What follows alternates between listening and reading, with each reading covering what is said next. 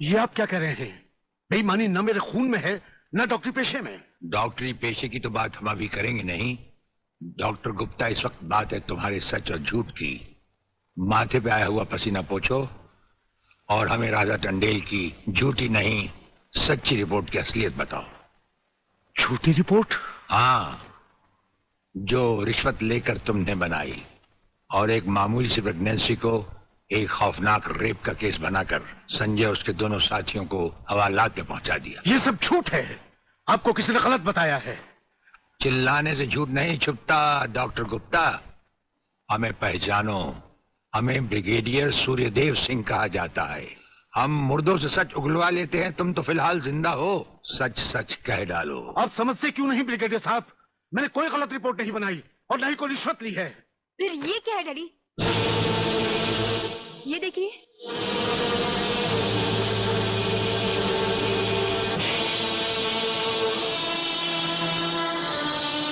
ये रुपए आपके कबर्ड में थे डैडी।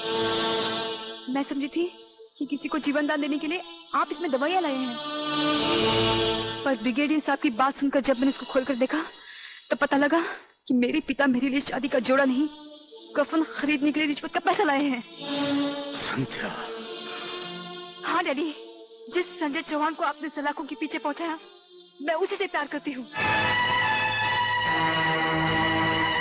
अगर संजय को कुछ हो गया तो मैं जिंदा नहीं रहूंगी, मैं मर जाऊंगी। देखा डॉक्टर, हराम के पैसे का रंग। जिस पैसे से तुम अपनी बेटी की शादी बड़ी धूमधाम से करना चाहते थे, वही पैसा अब उसी बेटी का सुहाग छीन सकता है। अब भी वक्त है डॉक्टर, सब कुछ सच सच कह दो।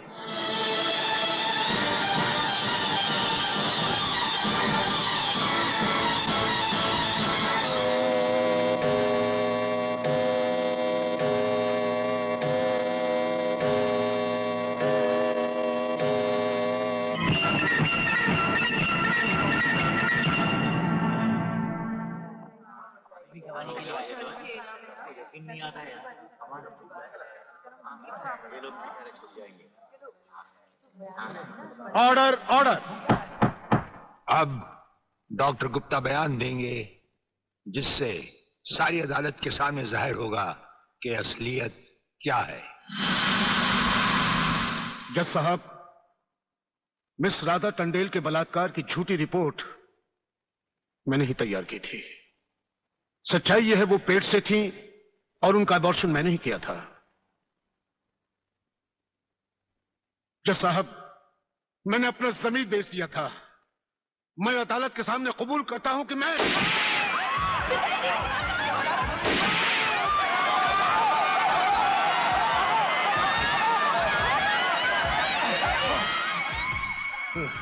बेटे। जज साहब, रिश्वत लेकर वो झूठी रिपोर्ट वो मैंने ही तैयार की थी। वो लड़के निर्दोष। पिताजी, नहीं, ये नहीं हो सकता। पिताजी, पिताजी, पिताजी, नहीं।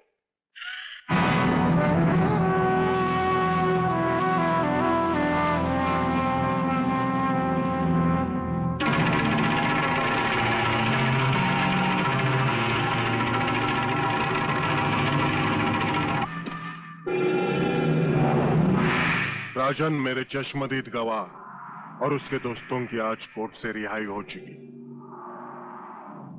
मैं चाहता हूं उन तीनों की इस दुनिया से भी रिहाई कर दो। कल ही रक्षाबंधन के दिन।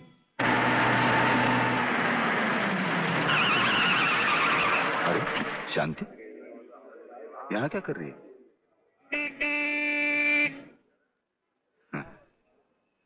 राखी? हाँ, आज नारली पूर्णिमा है ना। अरे ये राखी लेके मेरी तरफ क्यों आ रही है? हाँ? कहीं बाजार में? ये राखी किसके लिए? तुम्हारे लिए और किसके लिए? शादी करने की तो हिम्मत तुम्हें है नहीं इससे अच्छा है कोई दूसरा हिम्मत वाला मर्द ढूंढ लूं और तुम्हें भाई बना लूं।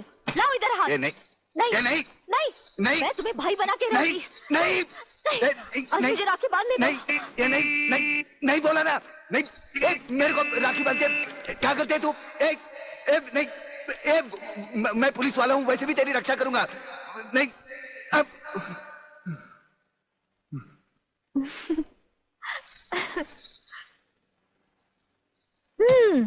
लगता है तुमने फिर कोई ख्वाब देखा है। अब तुम रोड पर भी ख्वाब देखने लगे। कहीं ऐसा तो नहीं देख रहे थे कि ये राखी मैं तुम्हें बांध रही हूँ? तुम्हें कैसे मालूम? मैं तुम्हें अच्छी तरह पहचान गई हूँ। तुम ख्वाब में कुछ भी देख सकते हो। अरे बाबा, ये राखियाँ मैंने अपने भाइयों के लिए खरीदी हैं, समझे? Very good, very good. जानते हो राखी के धागे में कितनी ताकत होती है? नहीं यार, माँ सच कह रही है। भाई बहन के इस पाक बंधन को तुम लोग इतना कच्चा मत समझो। अरे इसके धागे में तो वो ताकत है जो 7 समुद्र पार भी भाई की रक्षा करता है। ये सब कहने की बातें अली, सब कहने की बातें। मेरा तो भगवान पर से भी विश्वास उठ गया। और फिर ये तो एक राखी है, रेशम का तार है और कुछ भी नहीं।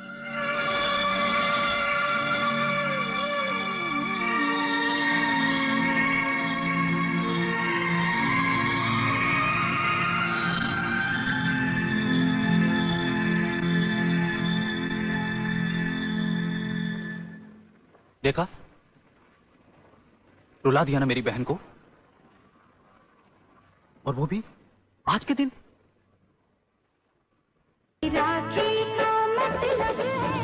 साजो!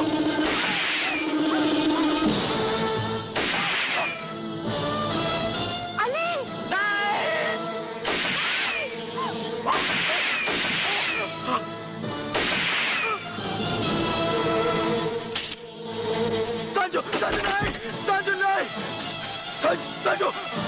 अली बेटे, अली बेटे, अली, आलोक जल्दी करो, इसे अस्पताल ले चलते हैं। नहीं शांति नहीं, लगता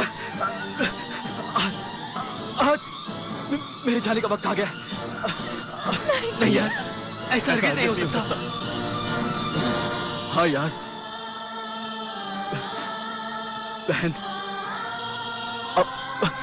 अपने इस भाई को राखी नहीं बांधूगी।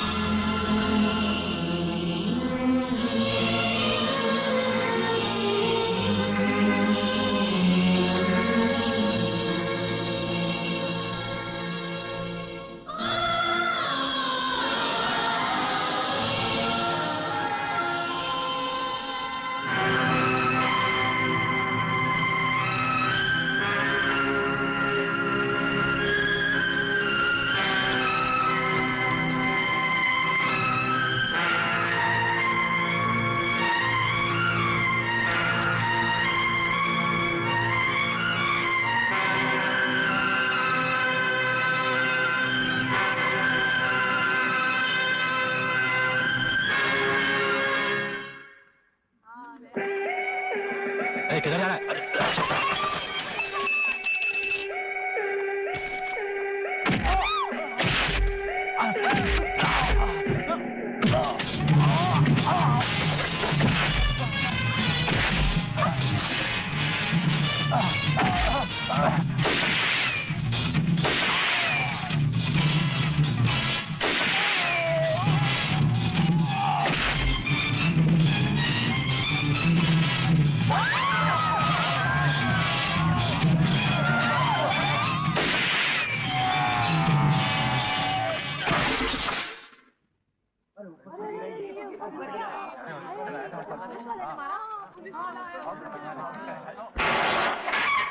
प्रलयनाथ, प्रलयनाथ, प्रलयनाथ, प्रलयनाथ।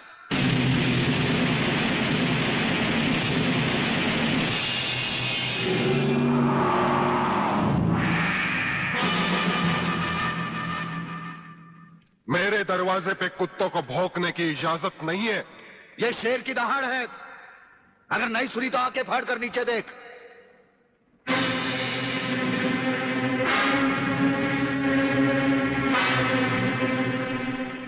इंस्पेक्टर वागले, तो अपने आप को समझता क्या है? तेरे जैसे पता नहीं कितनी खाकी वर्दी वाले हमारी घर की चौकीदारी करते हैं। नौकरी करता है 1500 रुपए की और बात करता है प्रलयनाथ से। यही 1500 की नौकरी करने वाला एक दिन तुझे 150 का कफन पहनाएगा प्रलयनाथ। आज से तो उल्टी गिनती गिनना शुरू कर दे। जिस दिन भी मुझे तेरे खिलाफ एक भी सबूत मिला ना, तुझे ऐसी मौत मारूंगा कि तेरी पापी आत्मा अगले 7 जन्म तक किसी दूसरे शरीर में घुसने के पहले कांप उठेगी। अबे चुप! एक लफ्ज भी आगे बोला तो भून के रख दूंगा। तू मारेगा मुझे? है? चल चला। अब क्या सोच रहा है? चला गोली। अपनी मां का दूध पिया है तो चला गोली। इस बदन को छूने के लिए शेर का कलेजा चाहिए। तेरे जैसा बुज़दिल और नामर्द मुझ पे क्या गोली चलाएगा? चला।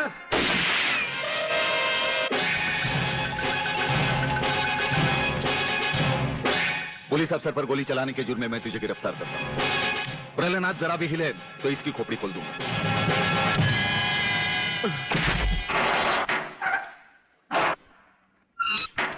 अगले, मेरा बाप तुझे छोड़ेगा नहीं। आखिर तुमने वही किया जो हम नहीं चाहते थे। आज तक एक बात मेरी समझ में नहीं आई। आखिर आप चाहते क्या है? क्या आप ये चाहते हैं कि एक के बाद एक की मौत होती रहे और हम चुपचाप देखते रहें? पहले डॉक्टर गुप्ता की मौत हो गई, फिर अली मारा गया, आज इस प्रलयनाथ के पिल्ले ने मुझ पर गोली चलाई। ये देखिए, अगर मैंने बुलेट प्रूफ जैकेट नहीं पहनी होती तो मरने वालों की लिस्ट में मेरा भी नाम जुड़ जाता। लेकिन इसने तुम पर गोली क्यों चलाई? क्योंकि मैंने इसे मजबूर किया था। इसके खिलाफ सारे सबूत मैंने पहले ही इकट्ठा कर लिए थे। सवाल था उंगलियों के निशान का, जो इस रिवॉल्वर पर मौजूद हैं। एक बात मैं दावे के साथ कह सकता हूं सर, अनीता चौधरी का कातिल और राधा टंडेल से शरीर संबंध रखने वाला यही है रसिकनाथ। डीआईजी के बेटे संजय को फंसाया है क्योंकि वो अपने बाप के कातिल का चश्मदीद गवाह है।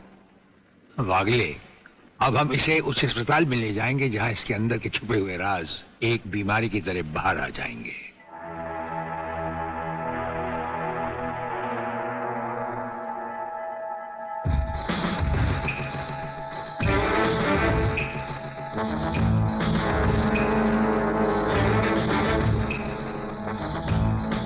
जो दुश्मन यहां बांधा गया, समझो उसकी अर्थी उठ गई।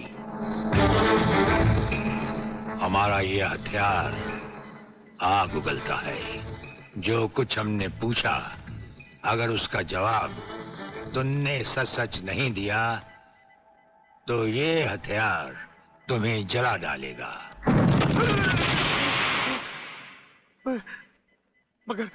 मगर आप चाहते क्या है? प्रलयनाथ गिरना स्वामी तुम्हारा बाप है। हाँ जी, हाँ जी।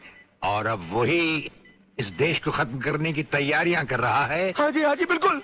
हाँ, मुझे माफ कर दो, मुझे जाने दो। नहीं, मैं बताता हूँ, मैं सब बताता हूँ। मेरे बाप का अगला प्लान क्या है? मुझे छोड़ दो। हाँ, मुझे मेरे बाप से कोई लेना नहीं है, मैं तो उसको जानता भी नहीं हूँ। मेरे बाप का अगला प्लान है कि प्रोफेसर खुराना को किडनैप करने वाला है। फ्रेंड्स, मिसाइल की सबसे इंपॉर्टेंट चीज है ये, इसे मिसाइल फ्यूज कंडक्टर कहते हैं।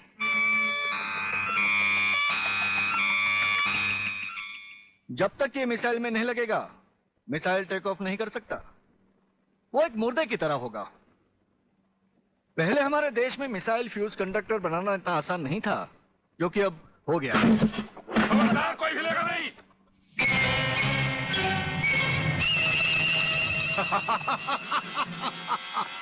कौन हो तुम? सवाल मत करो, सिर्फ काम की बात सुनो। तुम्हें ये फ्यूज कंडक्टर लेके हमारे साथ चलना होगा प्रोफेसर, वरना तुम्हारे सिक्योरिटी गार्ड्स के साथ साथ हिंदुस्तान का ये रिसर्च सेंटर तुम सभी साइंटिस्टों का कब्रिस्तान बन जाएगा। मैं किसी भी हालत में तुम्हारे साथ नहीं चल सकता, चाहे अंजाम कुछ भी हो। ठीक है, तो अंजाम देखो।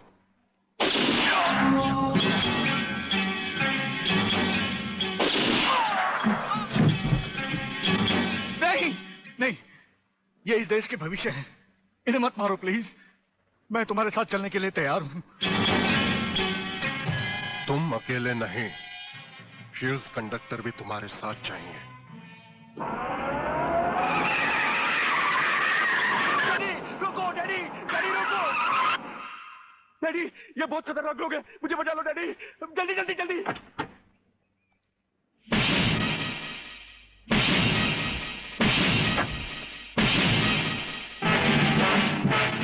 प्रलयनाथ, वो रहा तुम्हारा कबूतर बेटा, और उसके गले में है जला देने वाला बम। उसका रिमोट कंट्रोल हमारे हाथ में है। अगर तुमने एक कदम भी आगे बढ़ाया तो उसे जलाकर राख कर दिया जाएगा।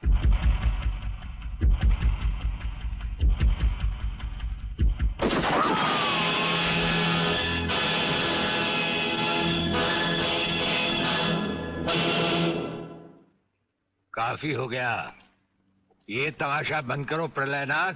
हाँ डैडी, आप वो ही करिए जो ये कहते हैं, वरना ये लोग बहुत खतरनाक लोग हैं, मुझे मार डालेंगे। क्या चाहते हो तुम? क्या मजेदार सवाल किया है तुमने, समझे नहीं। प्रोफेसर खुराना को वापस करो और अपने इस कबूतर बेटे को यहां से लेकर रफू चक्कर हो जाओ।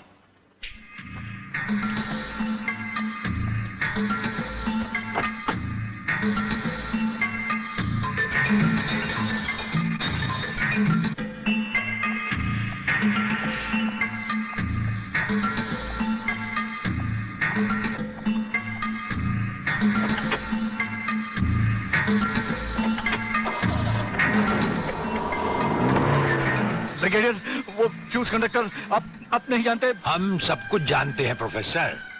उसकी गाड़ी में हमारा ट्रांसमीटर लगाया जा चुका है। वो जो कुछ भी कहेगा, जो कुछ भी करेगा, जहां कहीं भी जाएगा, उसकी हर एक मूवमेंट की खबर हमें मिलती रहेगी। हमारे ट्रांसमीटर का सिग्नल बता रहा है कि गिड्डा स्वामी का अड्डा वो ये रहा। ये से बाहर एक वीरान जगह पहाड़ियों के बीचों बीच है। कमांडोज रेडी फॉर ऑपरेशन तिरंगा।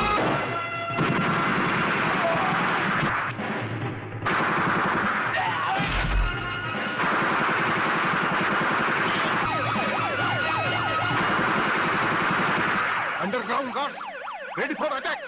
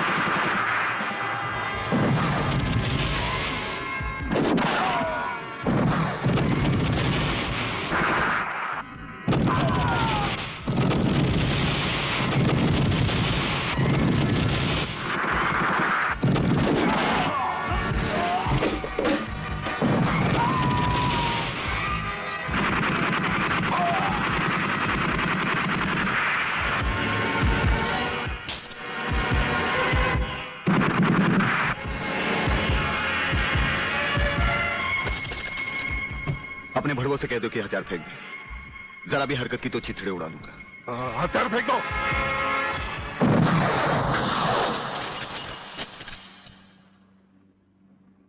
हम तो समझे थे कि तुम जंगबाजों की तरह जंग लड़ोगे, लेकिन तुम तो एक घटिया किस्म के भगौड़े प्यादे निकले। अधूरे में ही हथियार डाल दिए। प्रलयनाथ कभी कोई जंग अधूरी नहीं लड़ता ब्रिगेडियर। देखना चाहते हो तो देखो।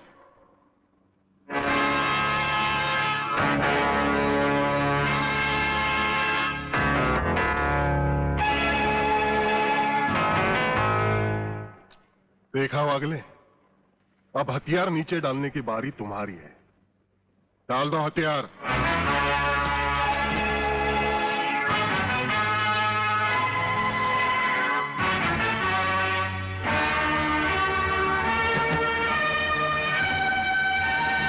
ब्रिगेडियर, हथियार नीचे डाल दो।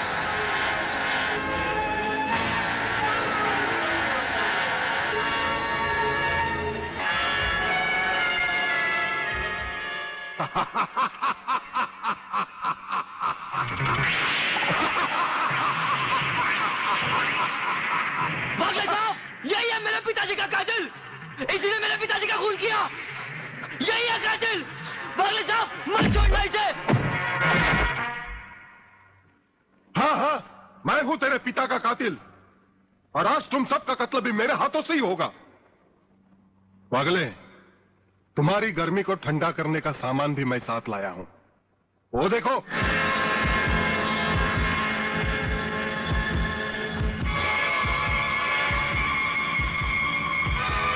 खबरदार अपनी जगह से हिलने की कोशिश की। एक ही बटन दबाऊंगा, सबको राख कर दूंगा।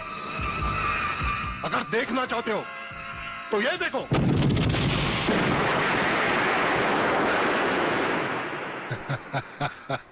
देखा ब्रिगेडियर, मेरी जंग की शुरुआत, और इसकी इंतहा होगी तुम्हारी बर्बादी और हिंदुस्तान का खात्मा।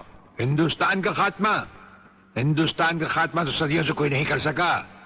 वो तो एक ख्वाब ही रहा जो न कभी पूरा हुआ था और न कभी होगा। रहा हमें मारने की बात, तो फिर हिंदुस्तान में शेर बचे ही कितने हैं। उन्हें तो हुकूमत भी मारने की इजाजत नहीं देती। और फिर तुम जैसे गेंडे की शक्ल की औकात ही क्या। मेरी औकात का पता तो तुम्हें आज ही चलेगा ब्रिगेडियर।